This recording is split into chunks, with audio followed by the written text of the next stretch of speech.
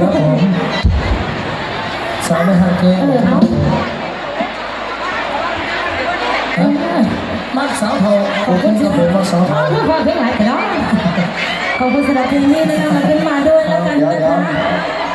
ก็สิไปหนามาหลังก็สิไปหลังมาหนา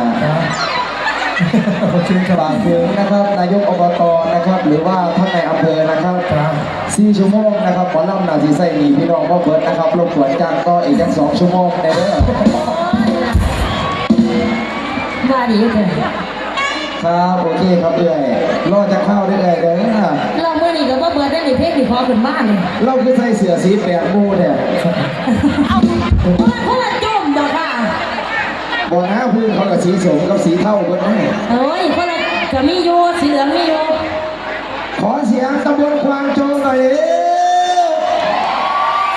โอ้โหอยู่ฝั่งทางด้านซ้ายมืออันนี้ตำบลอะไรคะฝ่ายพญานาคฝ่ายพญานาคเอาขอเสียงฝ่ายพญานาคนะคะ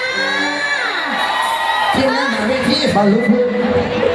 ท่าทองขอเสียงท่าทองหน่อยค่ะ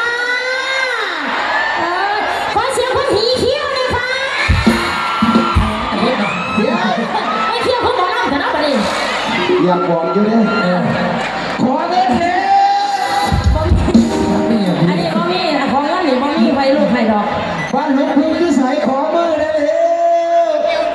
นี่อยู่ผู้เดียวผมบอกไว้โอ้อ่ะจะมีโล่งศูนย์ใส่เงินใส่เซ็นเขาที่